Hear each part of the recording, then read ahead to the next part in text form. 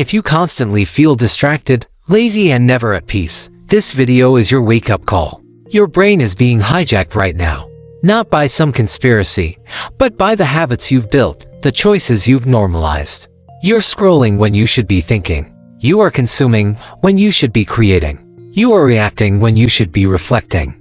And the worst part is you believe this is just how life is. This is the slow erosion of your potential. But here's the truth that changes everything. You can take it all back. You can rewire your mind, rebuild your focus, and reclaim the life you're supposed to be living. Here's exactly how to control your brain before it controls you. Let's start with the most dangerous lie you've been told. Your attention doesn't matter that much. That's actually wrong. Your attention is a currency, and it's the only currency that actually matters. Every second you spend focusing on something is an investment. The question is, are you investing or are you being robbed? Every time you unlock your phone without intention, every time you scroll past hundreds of videos you'll never remember, every time you click on content that adds nothing to your life, you're making a transaction. But who's getting paid? Tech companies have spent billions engineering systems to extract your focus. They've hired neuroscientists, psychologists, and behavioral experts to build the perfect trap. And it's working. They've turned your brain into a slot machine where every pull might give you a dopamine hit. Just one more video. Just one more post. Just 5 more minutes. 5 minutes becomes 5 hours, and suddenly you've spent your entire day building someone else's dream while yours sits untouched. This has to stop. You need to treat your focus like the limited resource. Would you give a stranger $50 every day for nothing? So why are you giving away your attention for free? Start auditing where your mental energy goes. Track it like you track your bank account. At the end of each day, ask yourself, where did my attention go today? And what did I get in return? The answers will disturb you. Most people realize they've spent hours on activities they can't even remember. That's not living, that's sleepwalking. The solution is simple but brutal. You have to become selective. Very selective. Read deeply, not just headlines and hot takes. Think slowly, not in reactive bursts. Let yourself be bored. Sit with the discomfort of having nothing to do. Because boredom isn't emptiness. Boredom is where creativity lives. When your brain isn't being forced content, it starts generating its own ideas. It starts connecting dots you didn't know existed. It starts solving problems you've been avoiding. But you'll never access that if you keep running from silence.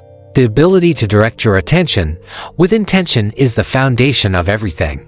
Without it, you're just a leaf in the wind, blown wherever the algorithm decides. Now, let's go deeper. This might sound obvious, but most people live their entire lives never understanding this. You are not the voice in your head. You are not the urge to quit when things get hard. You are not the anxiety that shows up at 3 in the morning. The modern world has flooded your brain with noise. News cycles, social media drama, endless opinions, constant notifications. And because of this relentless bombardment, you've started confusing reactions with reality. You feel something and you assume it's true. You think something and you believe it's who you are. But thoughts are just signals. They're electrical patterns firing in your brain. They don't define you unless you let them.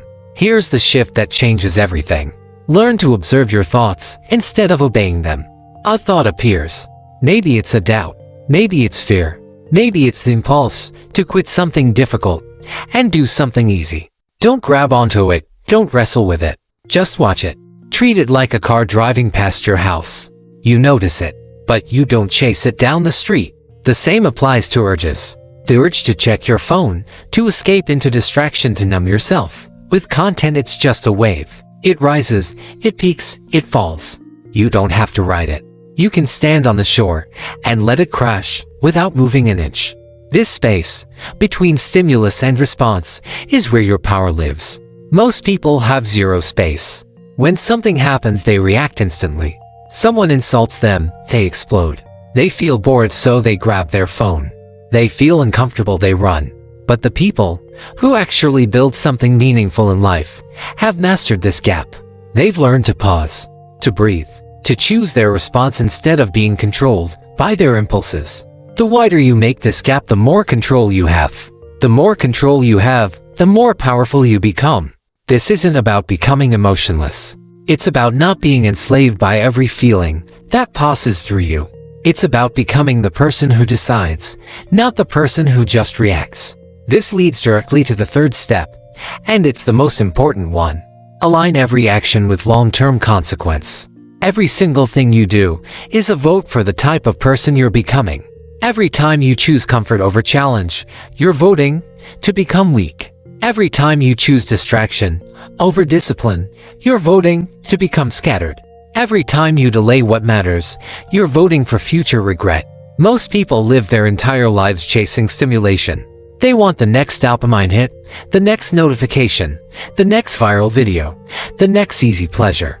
And because they're always chasing the immediate reward, they never build anything that lasts. But here's the shift. Stop living for stimulation. Start living for structure. A mind without direction will always choose ease. It will pick pleasure over progress, comfort over growth, distraction over depth, every single time. But when you give your mind a mission, when you align your daily actions with a larger vision, everything transforms. You need to be brutally honest about what you're actually doing. Not what you think you're doing, not what you wish you were doing, but what you're actually doing. Are your daily actions compounding toward your goals, or are they compounding toward mediocrity? Because small actions compound, whether you notice them or not. 1 hour of deep study doesn't feel significant, but do it every day, for a year, and you're transformed. 1 day of choosing silence over noise doesn't seem like much, but string together enough of those days, and you become someone completely different. Someone who doesn't need constant stimulation. Someone who can sit with discomfort. Someone who can delay gratification. Someone who finishes what they start. These daily votes stack up. They create momentum. They shape identity. You become the person who does hard things. You become someone who doesn't need external validation to keep going. And that version of you is unstoppable. Most people will drift through life, mistaking chaos for freedom. They'll claim they're free because they have no structure, no routine, no discipline. But that's not freedom. That's being a slave to impulse. Real freedom is control. It's the ability to do what matters, even when you don't feel like it. It's the ability to say no to what feels good now, so you can say yes to what matters forever. The people who control their brain control everything else. They control their time because they're intentional. They control their choices because they've trained themselves to pause before acting. They control their outcomes because they understand results are just lagging indicators of daily habits. These people don't just exist. They don't just survive. They live with purpose, with power, and clarity. So here's the reality. Right now, you have a choice. You can keep giving your attention away. You can keep obeying every thought and urge. You can keep choosing easy over meaningful things. Or you can take control. Treat your focus like the weapon it is. Observe your mind instead of being controlled by it. Align every single action with the person you're becoming. It won't be comfortable. It will challenge everything you've normalized. But on the other side of that challenge is a version of you that doesn't get distracted, doesn't quit, and doesn't settle. That version is waiting. The only question left is this: are you ready to become them? Your brain is watching. Make your choice.